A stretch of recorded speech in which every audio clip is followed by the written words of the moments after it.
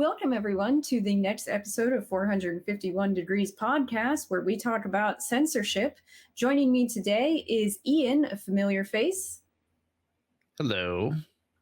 It's so great to have you back. And today we are talking about how China influences the movies that Hollywood makes and how we're getting basically censored on the level of China's laws for a lot of the movies we watch. So it used to be, I don't know that this is the case anymore. I've heard conflicting things that China didn't like movies that had like demons or skeletons or skulls in it at all. Yeah. So Anything like related to magic. When it comes to the, I'm not an expert on China, but I know like a few things. But anything that's related to like the afterlife, your ancestors, stuff like that, and it kind of plays into, I guess, them being communist now, because there used to be this whole thing with ancestral spirits and whatnot. So yeah. Well, I mean, and a lot of people blamed the Doom, any kind of Doom adaptation of the, and I've noticed that sometimes when I say that word, people think I mean Dune, Herbert's Dune, but I mean Doom, the video game. Yeah. Whenever they tried to adapt that, they kept having them not be demons, and people assumed it was because of the China laws. I've never heard either way if that was true, but if it is true, that's pretty horrible that we're not getting like a real adaptation. Yep. I mean, that video game adaptations into movies are usually very good. Yeah. But it's pretty safe to assume if it involves the afterlife or magic, China's going to want nothing to do with it. Yeah. And or Taiwan or Tibet. Well, and then yeah, God, so terrible. But like one of them, like a lot of people said the characters of Crossbones and Taskmaster in the MCU, their skull faces weren't really skull faces as a way of being okay with that. And for the longest time, like they had these extreme, like a pass fail essentially rating system where if it was family friendly, it got in. If it wasn't family friendly, it didn't have approval, which meant it was essentially banned. And that's why for the longest time, the movie Monster Truck was like, really Monster Truck? I know. And monster in the title. Yeah. Because it's so family friendly and silly, but it was number one in China for a very, very long time. And I see. Yeah, I thought they banned it because it had monster in the title. No.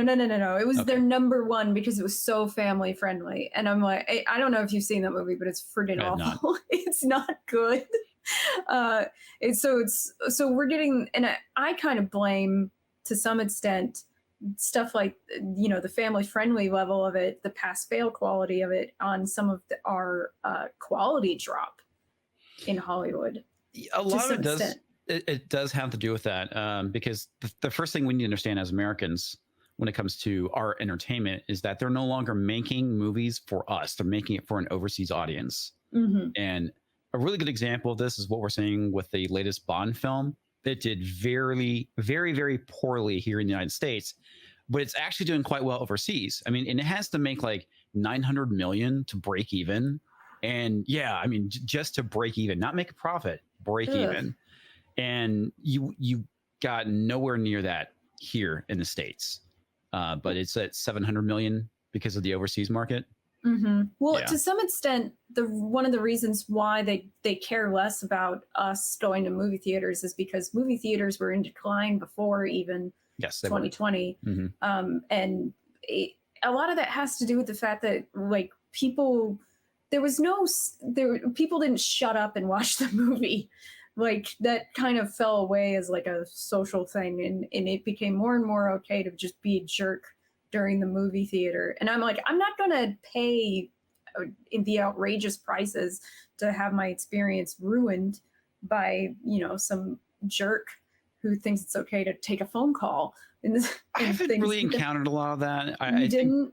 I mean, on occasion there'd be some people talking, but it wasn't like super bad. I think a lot of what has caused this decline too is kind of the rise of the home theater. Oh, that's true. Yeah, like we keep getting these huge TVs. Yeah, why go to the theater and pay like for a family of even just like two people, you're looking at maybe $30. If you have a family of four, you're looking at upwards of $50-$60 potentially. I mean, tickets and concessions. So it's very expensive. And why would people want to do that when they can go and have a better experience? I mean, we have theater seating you can buy for your home. And big TVs, surround sound systems, and it's a lot cheaper at this point. And that has kind of led to this decline, but also the quality of movies. I mean, look at what's been going on with the pushing of agendas and whatnot in mainstream entertainment. So I mean, it's a lot of factors that have kind of played in this decline of the theater. But like I said, obviously they're making movies for an overseas audience. China is one of the biggest audiences out there. So they try and do what they can to appeal to a Chinese audience, including bringing in Asian characters, which is funny because what you saw with the Star Wars sequels. Jesus. Hello, words fail me. They cast Kelly Marie Tran, who is Vietnamese, and of course that will go and piss off your Chinese audience because these companies are clueless. So I know they don't. They're like, oh, any Asian person does well, right? And you're like, no, actually, I don't think that works. But they and then they try to play to the woke audience in the West, but in such a way that it's so minor that they can cut it out. Yes. For China, and because there's the blink and you'll miss it gay characters in like Disney's titles, they barely mention it, I'm gay, or my partner or whatever, or a quick kiss, also that they can edit it out. Which is why there's no, and I understand why woke people in the West get mad about that, because some of them can tell that they're smart enough to tell that they're being patronized at that point. And here comes the cat. Oh. This is Tabitha. She's about to claw my eyes out. But they can tell to some extent that it's a patronizing move, and it's obvious. It's very obvious. But I feel that way already. That it's patronizing to have these girl power movies all the time. Yeah. That already bothered me for years before I learned about the China stuff and got involved in the culture war, as people like to call it. I was already bothered by the patronizing of strong female characters and that aren't. That's the thing that's kind of funny about it. And the other thing that's great is that the Chinese actually have a word. I don't remember what it is, but it's basically called white left or white leftist. Yeah, I do remember seeing that recently, and it was really they basically called them useless. And but useful to people at the top, and I was like, wow, that's a very accurate description of what that is. Even China uses wokeness against the United States and the West. It's pretty funny. They do. They can play victim too. They like to use the cultural relativism as a way of saying the West needs to clean up their house before they look at us. That's them perfectly using woke to their advantage. But I know they got a lot of flack, especially Disney, for removing or minimizing Black characters on posters and stuff. And just because there's a lot of racism in China, specifically about Black people, sadly. And Disney keeps getting called out on this. And for some reason, it's not changing. No one's done any. They've not decided to change tactics at any point, which I find really ridiculous, because it's people keep pointing at it, but they kept making money, and so they didn't care. That was the thing. China's not going to budge, and neither are these companies. Yeah. Excuse me. Yeah, they're not going to budge, and Disney's going to keep doing the same stuff despite being called out for it. But these leftists, they eat up their woke garbage that they put out. So why would they change? No, they wouldn't. But I do think things are changing. But we'll get back to that later. But I noticed this years ago when I did a lot of movie reviews for my channel. I watched a lot of sci-fi, and I noticed way too many plots that pivoted on the moment that China saved the day. Chinese intervention would save the day. Two really good examples are The Martian and Arrival. And it was really, really obvious in both of them, because especially The Martian, The Martian is one of those movies where Matt Damon needs to be rescued. And at one point, the West was like, "Oh, we can't get this done. We don't have the right equipment to get this, ship over to Matt Damon. What are we gonna do?" And then we get a scene of two Chinese officials talking about this rocket they have that they know would solve this problem.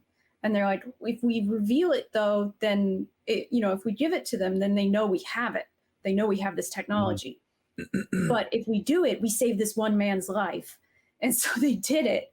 And it was like, it's so obvious though, that that's about, oh, look at how kind they actually ended up being. Like, I do believe in, like, generally that most people are kind and would do the right thing. I don't believe that of most government officials, though, especially. Oh, no, not even close. That's funny because I watched The Martian. I completely forgot that was even in it. It's one of those movies that, it was good. I watched it and forgot about it. Never bothered seeing it again. Yeah, well, I watched, like, I don't know, 200 movies in 100 days or something like that. I was watching like 1 or 2 or 3, sometimes even movies a day for almost a year. And so it's old classic stuff all the way to contemporary stuff. And I noticed that trend started about 20 years ago, that the sci-fi movies especially started doing this China saves the day kind of thing. And it was really, to me, it was obvious, maybe because when you watch that many movies, you see the trend. And but it's propaganda, and it's also playing to their audience that, like, aren't you so wonderful? This let our movie. The first movie where I really saw that, and I didn't actually see the movie. I was watching, like, oh God, was it either CinemaSins or one of the ones that makes fun of the trailers? Honest Trailer by Honest Trailers. Yeah. And it was one of the Transformers movies where they ended up going to China, and it was like, oh, obviously they did that to appeal to a Chinese audience. It's like, okay, that's interesting, and you start seeing more and more of that too. Yeah, you did. I mean, it didn't used to exist. It wasn't a thing, but it kind of reminds me, if you look at movies before World War II, you'll see that a lot of them were under a similar situation, only to Germany.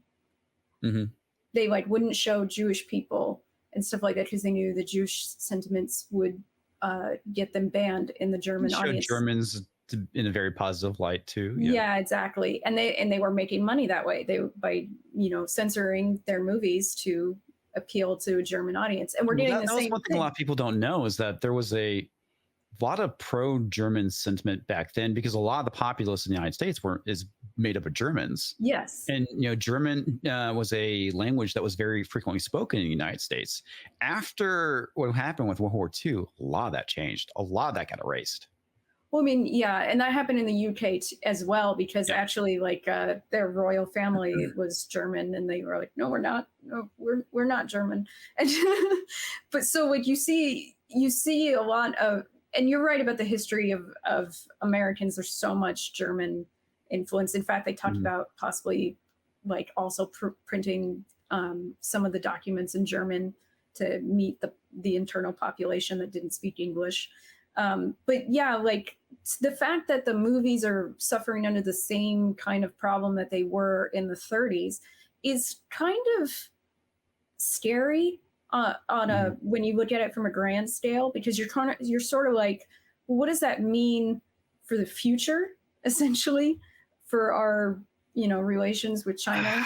I don't know. I mean, history doesn't repeat itself, but it certainly rhymes. And you can definitely see a lot of similarities going on with the 2020s, what happened at the beginning of the turn of the 19th century, or the 20th century, the 1900s. There we go. That's the word. Yeah, you mean the 20th century? The 20th century. Yes. There's a lot of similarities going on. Look at what's going on in China with the Uyghur Muslims and the camps that they have. And that very much kind of parallels what was going on with Germany with the Jews. Exactly. And just like you mentioned with the pandering to China, we did that with Germany. Stuff that's going on with politics too, which is very similar to what's going on, in the 1920s and 1930s. Yeah. So I don't know. It's a little uncomfortable. Not painting a very good picture. No, sure. It's not. It's a little scary. It kind of makes sense to me why some people are like stockpiling food in their basements. Then I highly recommend everybody do that. I do too, actually. Do it, prep. It's just for disaster relief. If something happens in your area, it's a good idea to do that. You never know. That's ultimately kind of my thing, right? It's like you never know.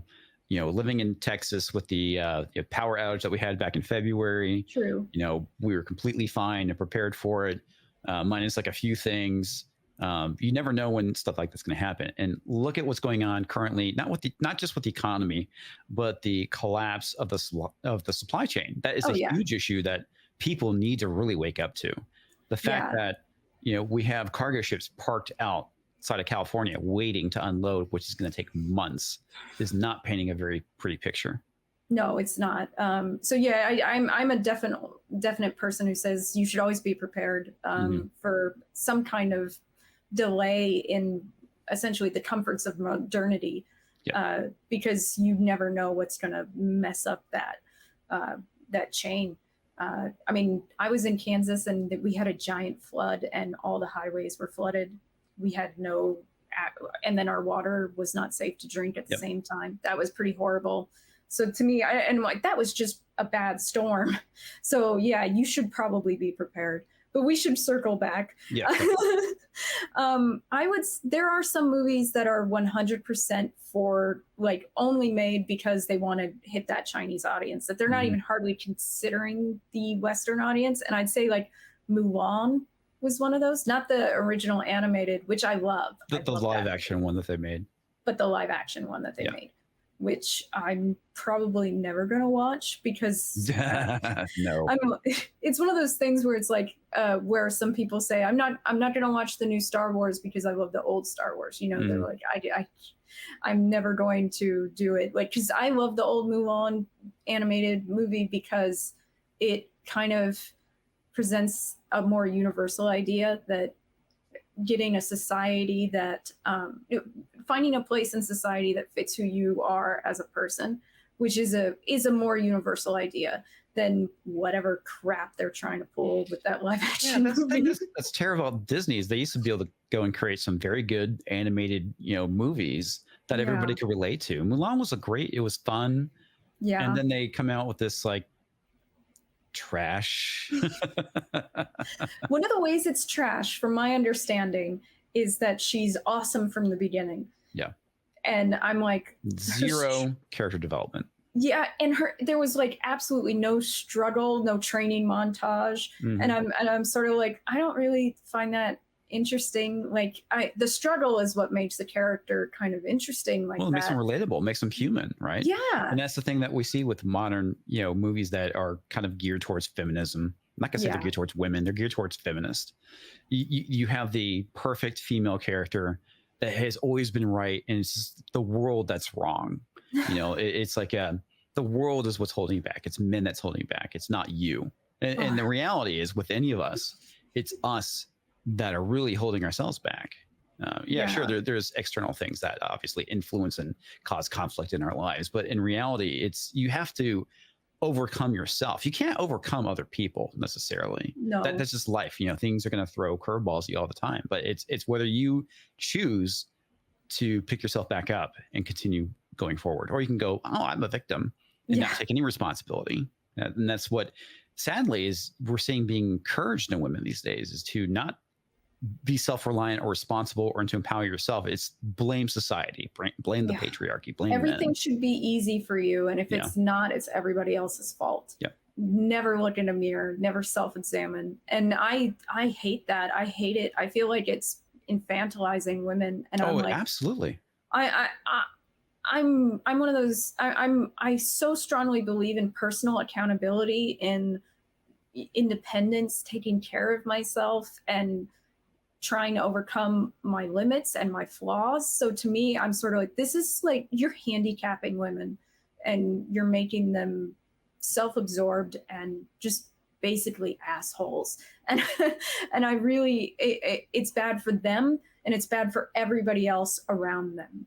And it's really terrible that Hollywood is feeding into it. They're like, well, that's what feminists want to see. Like, it's like, if that's what your brand of feminism, I know, if that's your brand of feminism, I don't really think you believe in women as strong, capable human beings. But then the recent Shang-Chi, which I've not watched yet, is also one of those movies that it's pretty much made to appeal to the Chinese audience.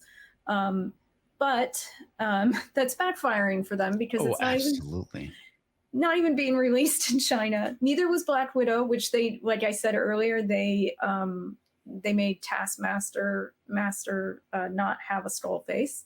And they also made Taskmaster a woman too, which is not what the character is. I know. I always liked Taskmaster like a lot. So when I watched the movie on Monday, I was so like immediately I was like, oh, they're gonna fuck this up so bad, aren't they? Like I like the actress, not that she was given like anything to do in that movie. Like I've seen her in other things and she's fine. She is actually that tall too.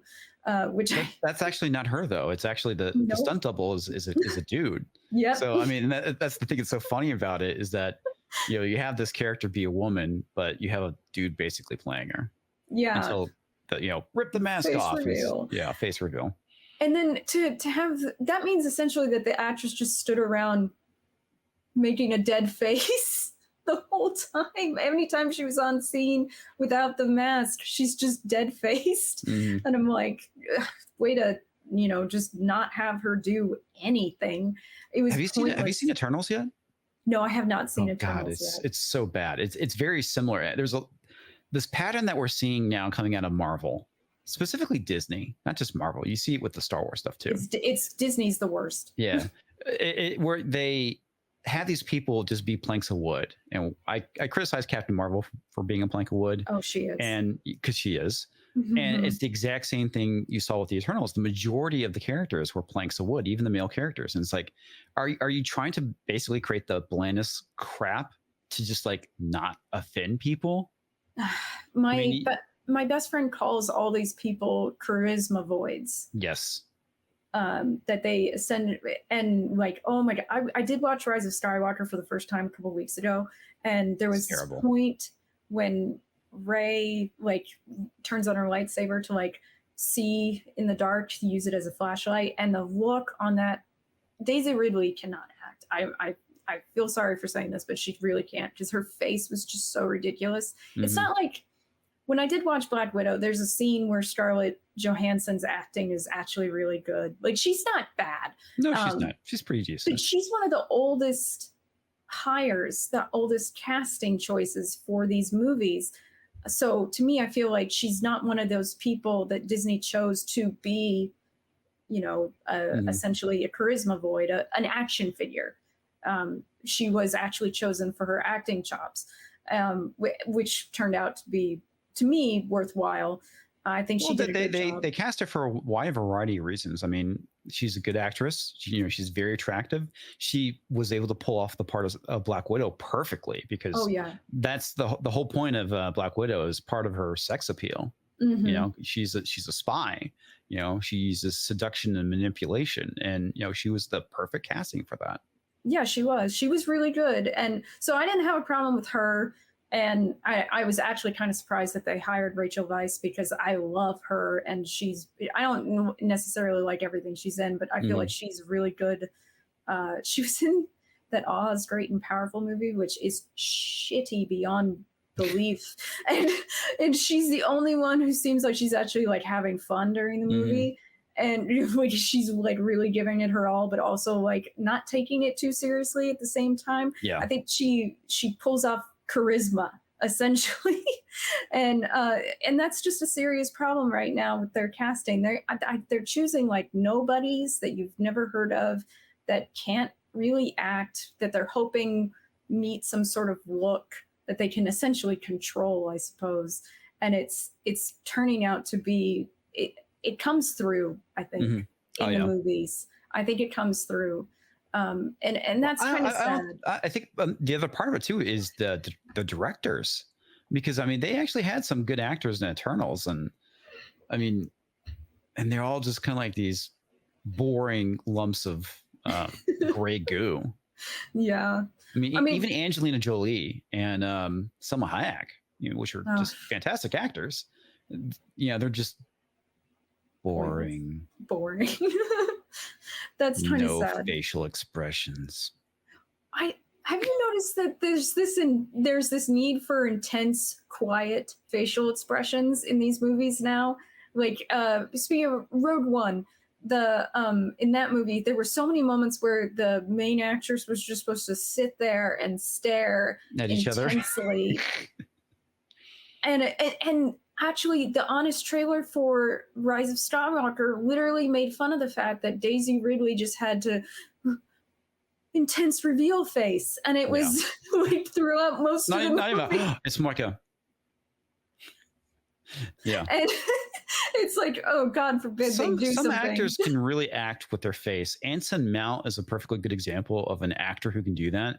If you've ever seen the TV show Hell on Wheels, it's a great series. Mm-hmm. And they picked him to play Black Bolt in the god-awful Inhumans TV series.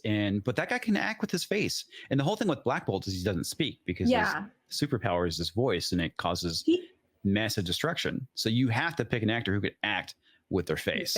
I did watch that show, and I did actually think he did a good job. If he was not a bad Black Bolt. But one of the things I found the most ridiculous about that show is that all the promotion was like, check out Medusa's hair, check out her hair, and then they shave it off. Immediately shaved all her hair off. And I was like, oh, thanks. They had to, because it's the largest production expense. Now, if they actually did an Eternals movie, they could have probably had the budget to do Medusa's hair. Mm-hmm. But that was just a very poor decision. Yeah, it was very bad, because that one felt like a bait and switch on us, because for anyone who liked Medusa as a character and her powers was like immediately let down. Mm. And I love the Eternals, so I'm sort of like, I don't really know that I want to experience this. Don't. If you are a fan of Jack Kirby and you are a fan of the Eternals, this movie will literally piss you off. Okay. I got into it in the Neil Gaiman run. That was one of my first introduction, because there was a period there where I read everything he wrote. And if they ever do a Sandman series or movie, oh God, no, it's on Netflix. Go figure. Oh right, I do remember hearing about that now, and I must have blocked it from my memory, because I don't blame you. I forgot about it until you brought up Sandman. I was like, oh crap, there's that Netflix series. That's the worst news, and I'm getting it over again now because I blocked it out. No, because I love the Sandman. I think it's a great comic book. It's got so much interesting ideas to it, and I just don't see how it's going to be good. I mean, look at how they've messed up Cowboy Bebop. I'm dreading that. Bebop is a series that I love to death, and Netflix is going to murder it. It's highly beloved. I was burned one time by Netflix's live adaptions of anime. I watched their full. No, actually, I watched Full Metal Alchemist, and I was like, oh, this is just uncomfortable. Rather go watch. They did a live action adaptation of Full Metal Alchemist. Yeah, I know the Japanese did a movie for it, or at least they bought it from them. I think they bought it, and I was like, if this is what live adaptations are like for animes, I don't think I want to experience this ever again. Death Note was atrocious, which is a very good anime. Mm-hmm. I saw what they did to Ed, and I kind of feel Ed is definitely a character that would not translate over well to live action. Certain things in any kind of animation doesn't always translate over well. And it sucks, because the West, we have a nasty habit of taking something that somebody else did and just totally trashing it. Yeah. Especially when it comes to Japanese adaptations of stuff. Well, I mean, just think about Old Boy. Like, that isn't even an anime, but the original Old Boy is just really amazing, intense. I know Netflix, back when they made good TV shows, kind of homaged the hallway fight scene with Daredevil, and it was Old Boy is amazing, and I cannot bring myself to experience the Josh Brolin Old Boy. No, it's because it was directed by Spike Lee. So yeah, kind of. Like I have some directors that I feel like are no-goes for me, and he's kind of one of them, unfortunately. Spike Lee actually is a pretty decent filmmaker. You think so?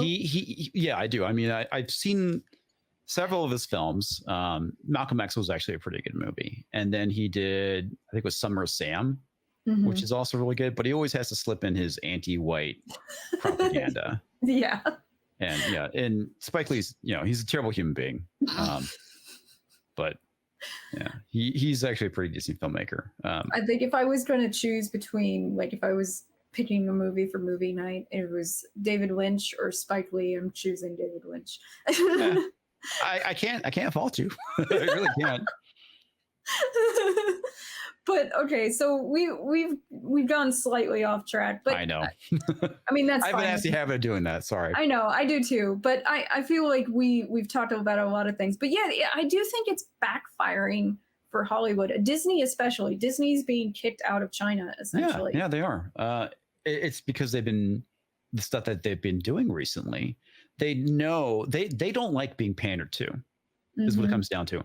And that's what Disney's been doing. And it's the reason why their movies are being rejected, because the Eternals isn't going to play in China. Any of the new Marvel stuff is not playing, I believe. Nope. But it's because they know that they're being pandered to, and they don't want to be pandered to, much like us. Yeah. We just want to see good stories.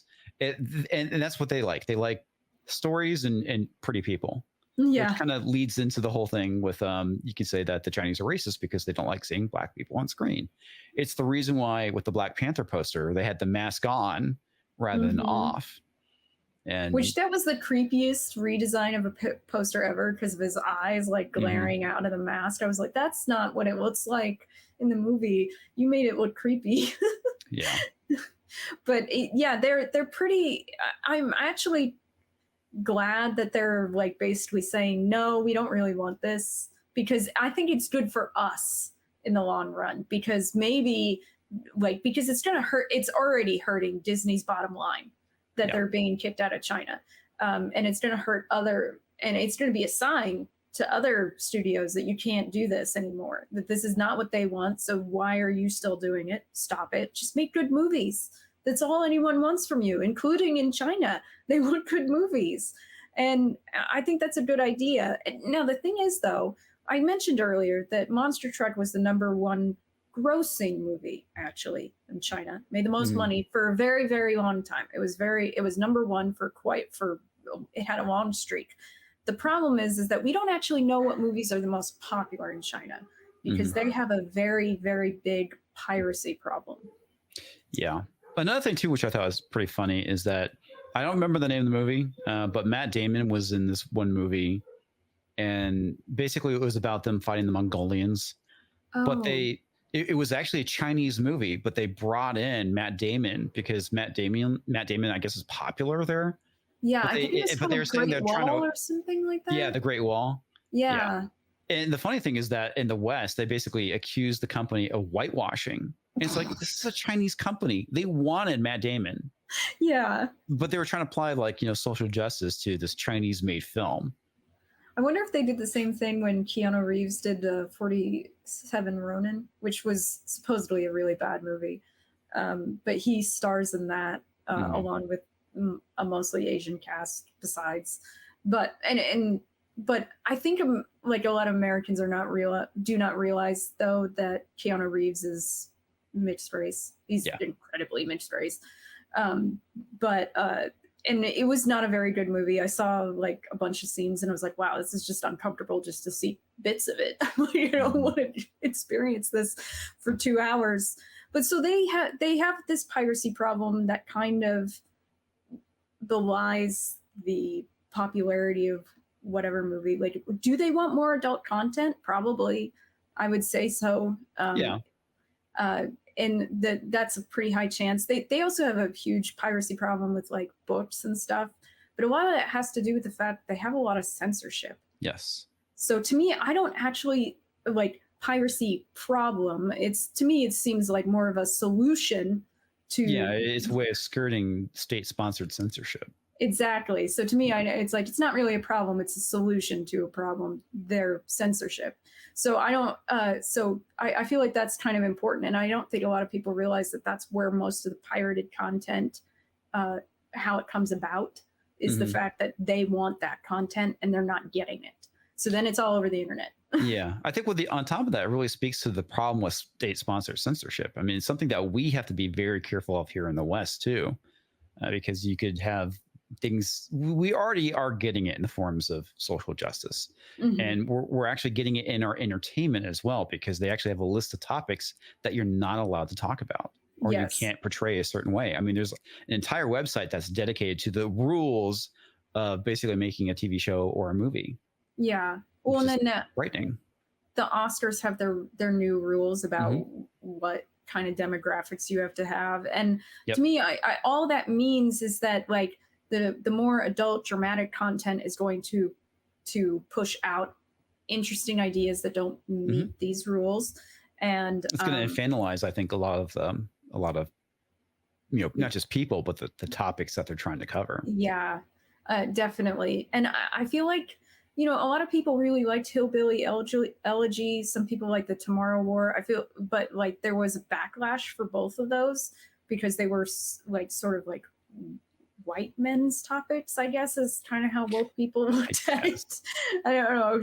Well, it started Chris Pratt, and and everybody, I wouldn't say everybody hates Chris Pratt. I mean, everybody on the left hates Chris Pratt. Twitter hates Chris Pratt. And any opportunity they could shit on him, they will. Yeah, they will. And honestly, they're crazy about it. Look at the way he looks at his wife, the psycho. And I'm like, oh my God. Oh my God, he's wearing a Gadsden flag. He's a racist. It's like, whatever. He could do anything. Like you could show a video of cancer and they'll criticize him for it. Yeah, you could show a video of him eating yogurt and they'd freak out somehow. Yeah. Demi Lovato will make a video complaining about the patriarchy because of yogurt. Yeah, definitely. You get to see like 100 TikTok videos about them freaking out over it. But what do you think is going to happen since China's like pulling back on letting in movies from us? I can speculate. My hope is the collapse of the entertainment industry. Like full collapse. Yeah, full collapse of Hollywood. It's not going to happen. I don't think, but that's the only way that they're going to learn is by Americans kind of rejecting modernity when it comes to movies. And it's the reason why I encourage Hollywood to get woker and woker, because the more they do that, the more the normies are going to push back against this stuff and the more money they're going to lose. I want them to do these big budget spectacles completely shitting on white people, because at that point in time, your normies are going to wake up and go, what the hell is going on, Hollywood? And they're going to stop giving them the money. And I think that's the only way we're going to get any kind of like change to entertainment, is a wholesale collapse of entertainment. What I find interesting is that like they keep getting these, like they didn't even want to make Deadpool. Like, they didn't want to make that movie. They didn't want to release it. Ryan Reynolds pushed for it and pushed for it and pushed for it. And then there was the leak. He leaked the demo. Yeah, the demo was leaked. And there's that part where he's like playing with the head and everything. And people went nuts with how much people wanted that movie. I was one of them. I wanted that movie. I so bad wanted that movie, and it was everything I wanted it to be. When I watched it too, I was like, "This is a Deadpool movie." We got an actual Deadpool movie. I didn't feel that way quite so much with the second one. It was a little bit too clunky, honestly. But they lost the original director, which is the guy that went and directed Terminator: Dark Fate, which was an absolutely terrible movie. This is kind of off topic, but it's kind of hilarious. These people were given tickets. They were told free tickets to go see not Dark Fate, Terminator, the Judgment Day. They were given tickets. That's what the tickets said. They get there, and it's a surprise showing of Dark Fate. They were so mad. And I don't blame them, because if I was given the opportunity to see Judgment Day on the big screen, I'd be pretty excited about it, because it's kind of it's a great movie. It is. It's so much fun, and Linda Hamilton is such a badass in it, and it's she's so cool, but still flawed. She still has her struggles and stuff. So it's like, well, the great thing about that movie is you see that kind of polar opposite, because it's about Sarah Connor reclaiming her humanity, and it's about the machine displaying more humanity than the actual human. Yeah, and that's the thing that's so powerful about it. Yeah, and that's what makes it such a great movie too. Yeah, and I think it has a lot with like missing fatherhood too, because there's the Terminator kind of acts like as a surrogate father to John Connor. So there's a lot of like really deep elements to that movie, as well as some really awesome action. It's a great movie. So to me, I'm sort of like, yeah, I would want to go see that in the movie theater if they re-released it. But then if they told me when I got there, oh, you're seeing Dark Fate instead, and I'm like, you assholes, I got out of my house for this. Dark Fate went and destroyed the character of Sarah Connor. That was the thing that made me the maddest about that movie. That's terrible, because she was such an icon. Like her and like Ellen Ripley, like two like really amazing characters. That's why I always get mad at this whole thing about when I hear people say, and I've had people in my real life say this, there's not enough strong women in movies and TV shows, and I'm like, are you kidding me? Have we not been watching the same stuff? Because like I grew up on Xena. Well, a lot of that stuff too is that because they're activists, it's never enough. The work is never done. There has to be more representation. It's like, okay, it's like we know that certain populations are like around 8 to 12%, and they're being overrepresented in media. And if you're wanting to tell a compelling story with a minority character, I really don't care, as long as the story's good and you're not like just doing it for presentation.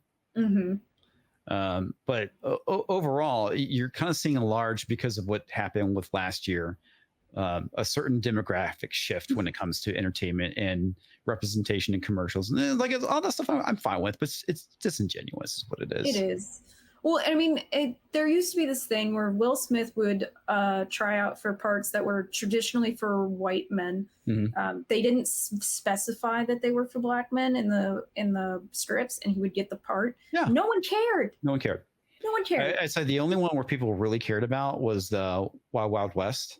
Oh yeah, as Jim West. The movie, it was just completely terrible to begin with, but there's plenty of movies where he's been cast in, and it's because Will Smith is the last true, big Hollywood star, and he was big at the time. I mean, like with shoot, I'm trying to remember that iRobot. That's it. Oh yeah, yeah, he was cast in iRobot, which was most likely a white character in the book. He was also cast in I Am Legend. And it's because he was the star at the time. Yeah. And that's what Hollywood does. They cast the person that's the most popular. We saw the same thing with Ghost in the Shell. They cast ScarJo. Yeah. And people made a big fuss about it. Honestly, I was one of them, because I'm a big fan of Ghost in the Shell. I thought Motoko should have been Japanese. But I understand the reason why they did it. They cast her because she was big. Yeah. And that's it was star power. Hollywood. Yeah, it's star power. Exactly. Yeah. That's how Hollywood operates. Well, that's how Johnny Depp's like career in the last 20, 30 years seemed to work, was on star power. I kind of think what's going on with him now is bullshit. And I've talked about that at length in other places, but while I have been like tired of some of his movies, just because I don't think he was giving it his all, especially compared to his earlier work, I don't think that the way he's been treated has been fair. It's been completely based on this woke bullshit. And I don't like that. But I feel like for the longest time, he was just relying on his star power. That was what he was moving on.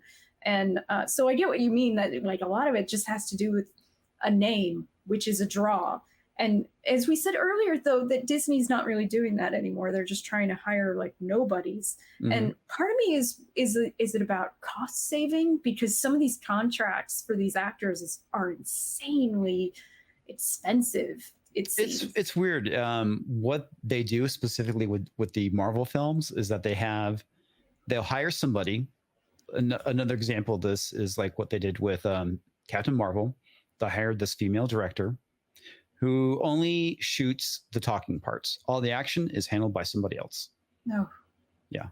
They did the same thing with Chloe Zhao in the Eternals. All the action stuff was handled by somebody else. Ooh, that's no. Yeah, it's the reason why when they initially were doing Captain Marvel, the original woman who was, and this is the funny thing about it, Disney doesn't hire directors, they cast directors. And I'm going to steal that from Gary from Neurotic, and he's absolutely correct. They cast directors these days. Mm-hmm. The original woman who was slated to be the director for Captain Marvel found out that she was not directing any of the action scenes, and she's like, I'm out of here. Full respect for that. Yeah, I agree. That I did not know that about Captain Marvel. What I knew about Captain Marvel is that two of the names behind it, Bowden and Fleck, are really good directors and writers as a team specifically. Mm-hmm. They did a movie starring Ryan Reynolds and I can't remember his name, but he's in Captain Marvel, the Skrull guy, Ben Mendelsohn. Okay. It's a really, really good movie. It's a drama. And I was like, this is kind of a weird cast, like directing writing choice for a big blockbuster action superhero piece. Because I love these two, but I don't know that they would be good.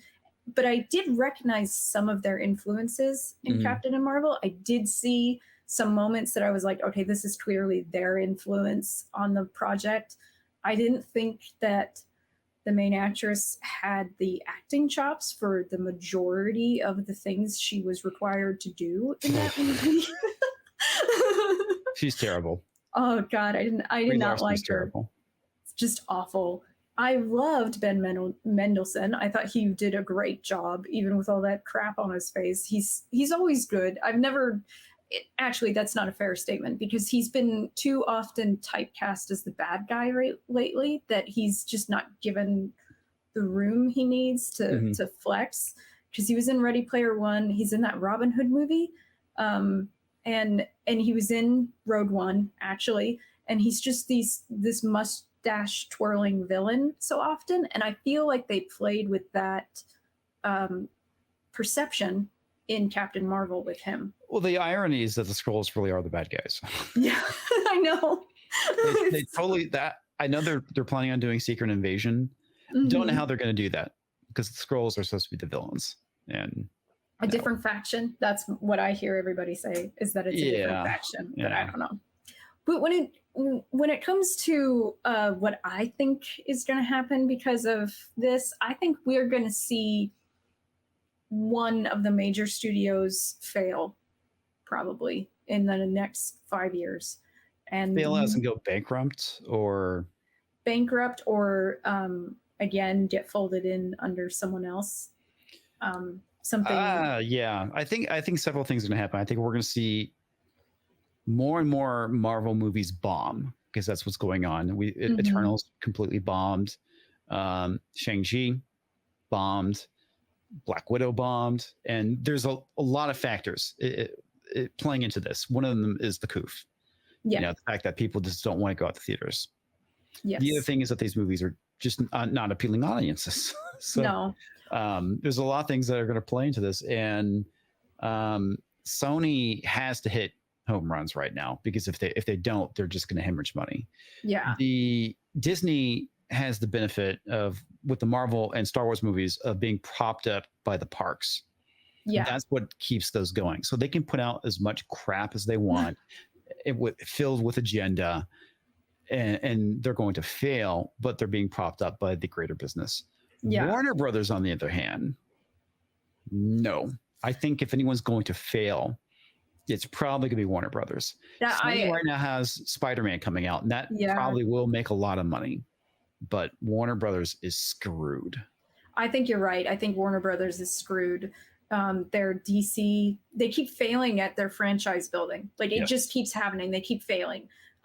Partially because they don't know how to really invest in a director. They did with James Gunn and the Suicide Squad, which that was a actually, great movie too. It was so good. I loved it, but especially compared to Suicide Squad from a few years ago, that was just freaking terrible. It was awful. And so was Birds of Prey, and so was terrible. That's another example. This is funny about Birds of Prey. There's another example that they made a point of hiring a female director, but when it came to the action of the movie, she couldn't pull it off, and they actually had to bring in a guy to go and direct the action scenes. That's so. I feel like it's like, maybe don't patronize us in that regard, because then you make us look bad. No, it totally makes women look bad, female directors look bad. And there's been plenty of female directors that directed great action films. Patty Jenkins did a great job with the first Wonder Woman movie. Yeah, she did. I don't remember the woman's name, but Point Break was directed by a woman. Oh God, Catherine Bigelow is one of the greatest directors, and she almost always does these like super masculine bro films. And like The Hurt Locker is just intense. It's so intense. But that's a 10 out of 10 movie to me. I love that movie. It's so good. And so to me, I'm like, yeah, Bigelow, like if you want to talk about an amazing director, and she beat her ex-husband at the Oscars for The Hurt Locker, actually, which is kind of hilarious. But I think Warner Brothers is in the most danger, actually, because I don't know that they really are going to take to heart the idea of the success that Suicide Squad was. Because at the same time, they put out the horrible Wonder Woman 1984. Oh, that's terrible. Oh God, it was so bad. It was just so bad. Patty Jenkins needs to stick to directing, not writing. Yeah, I agree. It's like they don't know what to do with Superman. They have this movie that's going to be written by Ta-Nehisi Coates. It's going to be this Black Superman movie. It's like, nobody's going to see that. And again, it goes back to what I'm saying. Create the most wokest, white, hate-filled movies possible. Do it, Warner Brothers. I want you to. So you can fail. I can't stand And Coates. I will point and laugh. Yeah, really. I cannot stand him at all. I read The Water Dancer, and I felt like blowing my brains out the whole freaking time. And I was having Joe Morton read it to me. I was doing the audiobook, and I love Joe Morton, but that was still unbearable. And so I'm like, oh great, Coates gets more crap. And so yeah, I could see how they would. I mean, if that's the direction they're going, that's not smart. It's not smart what they did with the like HBO Max is. I mean, it's nice that it has this, good connection with Warner Brothers and everything. I mean, it essentially is. But they did the Harry Potter thing recently, where they're like, oh, the reunion, but no Rowling. No and it's J.K. like, Rowling. And it's like, well, then I'm not going to watch it. Because she's a TERF now. Yeah.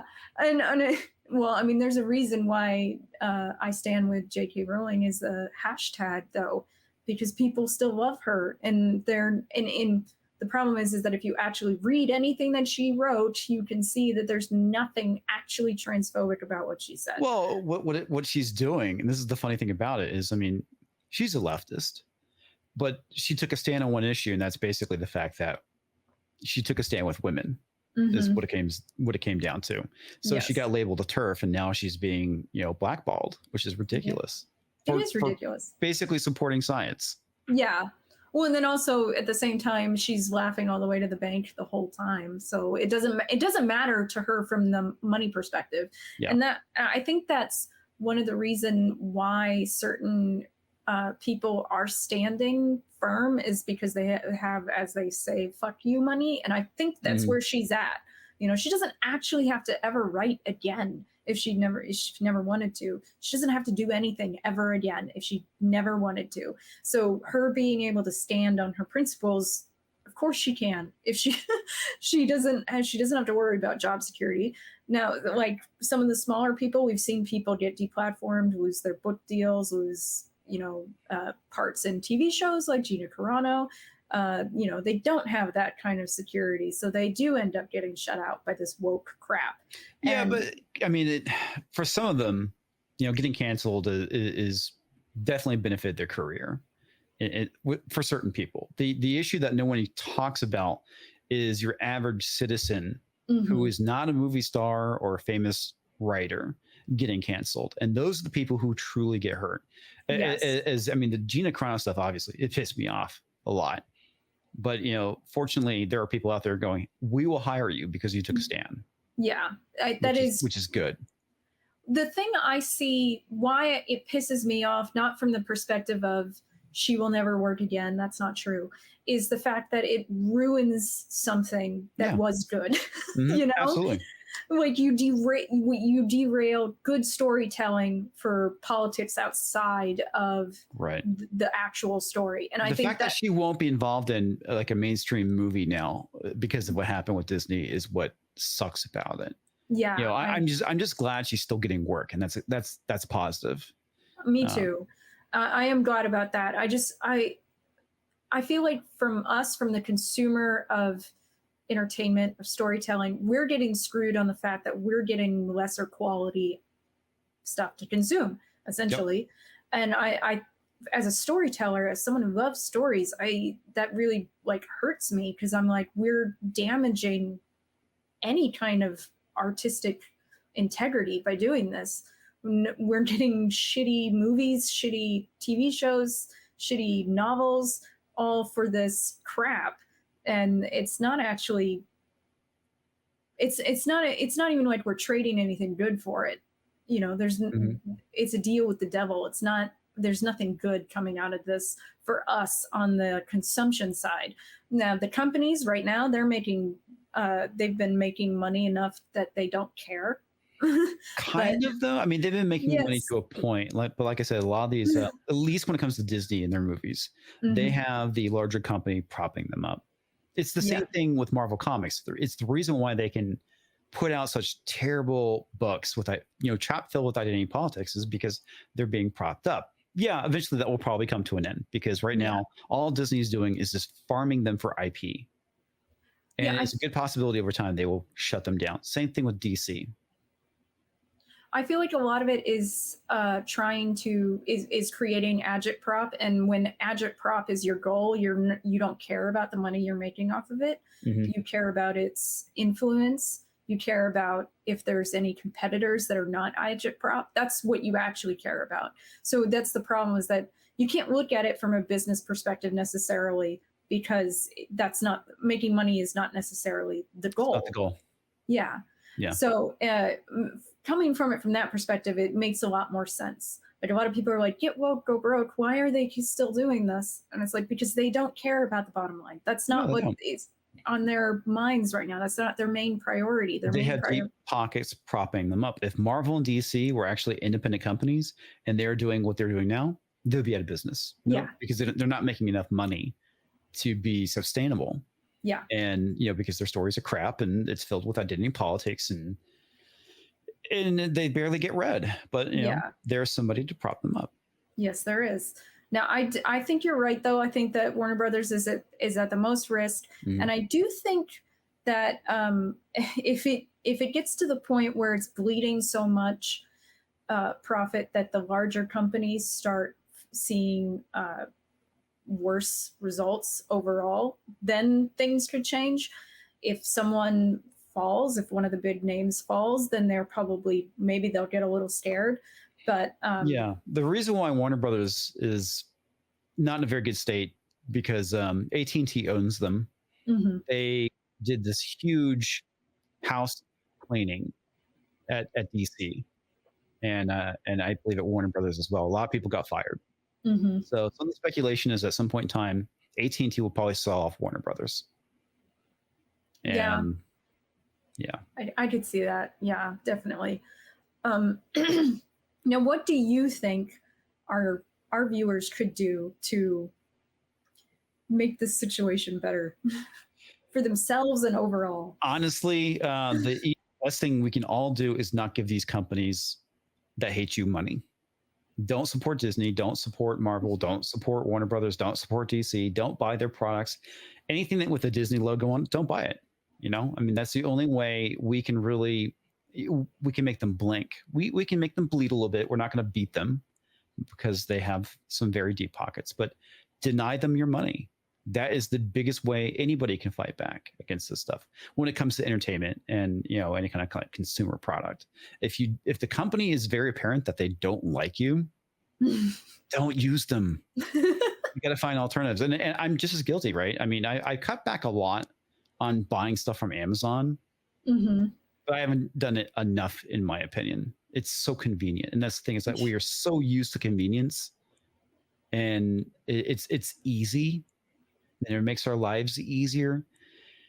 The hard answer is that we have to inconvenience ourselves. We have to go to the store and buy something rather than just going and buying it off of Amazon. Track down the thing that you're looking for and don't buy it on Amazon. Obviously, there's gonna be times where you got to use it. That's fine. But it's basically hurting them where it's going to count the most, and that's in the checkbook or the pocketbook. I would say this is kind of important about Amazon, is that they have no consumer protection on Amazon. You will get fakes, you will get replicas, you will be dealing with shitty companies that don't care, that won't care. And sometimes we're talking about $1,000 purchases. So it is in your best interest financially, especially with those large purchases, to look elsewhere. Because there's no safety net for you as a consumer. So I would go elsewhere. Like, and those little purchases too, you can find another way around it. I know people like their Whole Foods or whatever, but it's like, go somewhere else. I definitely suggest it. And one of the things I suggest about entertainment is that it's like, I know everyone's talking about X movie right now or X TV show, and you want to be part of that conversation, but the part of the conversation you can be about is that you don't want to give them your money, and because you don't support them. That's what you can say. And I've always been a believer that if I'm going to critique something, I have to experience it for myself, and I have to get over that. Yeah, I think that's probably a good thing, but there's ways around that. Like if you want to go, for me, my channel is built around talking about pop culture, entertainment, TV shows, movies, comic books, etc. For me, I can go and buy a ticket to another movie and just go into that other theater. It's true. It's what a lot of us do. We go and buy a different ticket. So if you want to review Eternals and not give Disney money, go buy a ticket to Dune instead. It's a much better movie anyway. It's really the movie you should be watching. But yeah, buy a ticket to a movie that you want to support, so you can go and see that crappy movie, and that's a way of gaming the system, so to speak. Obviously, I do not condone piracy, but there are definitely means for you to go and consume entertainment. I don't condone piracy. Yeah. And one of my best friends says, if you do not provide something for free, people will find a way to get it for free anyway. And I find that kind of true to the most extent. And this is the thing that I think the conversation of piracy never really addresses, is the fact that if I wasn't going to pay money for something, I'm never going to pay money for it. Yeah, that's one thing a lot of people don't get, is that most people who pirate stuff had no intentions of giving the money to begin with. No. It's the reason why when we talk about this stuff with comic books, SJWs don't buy comics. They pirate them. Yeah, they do. True comic fans go out and buy it. If you want to go and support an artist or a studio, people will go out and give them their money. Yes. But yeah, it's like someone like me, I had a Disney Plus account. It was free with my phone for a year. As soon as that year was up, I canceled it because I'm not giving Disney my money. They're not getting my money. I will be on it, but I'm not pirating, but they're not getting my money. Yeah. So if you have friends that have an account and they'll let you use their account, that is another means of what you are able to go and do this stuff and review stuff and talk about stuff. But and I would say that the other resource that you're giving them, and if you really, really don't want to support them, do not give them your time. Yes. That's the other resource you've been giving them. And I would say give that resource. Support a YouTuber that does a review of it. Yeah. If you want to know what really happens, you can find out on YouTube, because there's people like Mahler that do great reviews of movies. Yep. I would definitely say that instead, that give your time to someone you actually want to support, or titles that you think are going to be better, like indie stuff. It's infinitely better you're giving someone who does not have a giant backing more time and probably money in the long run. So I would definitely suggest shift that resource to people who actually need it. And I think that's going to be everything for today, unless you have anything else to say. That's it. All right. Well, this has been another episode of 451 Degrees, the censorship podcast on the Unsafe Space Network. And if you could watch your fingers over to the like and subscribe button, we would really appreciate it. And we will see you next time.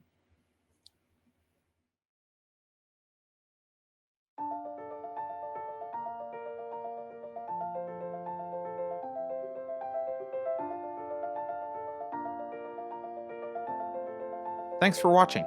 If you're new to the channel, we have a deep content library that includes interviews with everyone from Mike Cernovich to Megan Murphy, so go check it out. If you'd like to see more, please consider supporting the show by visiting unsafespace.com/donate. You can find us on all the major social media platforms, at least for now, and you can find a community of like-minded individuals on our Unsafe Space chat on Telegram. See you there.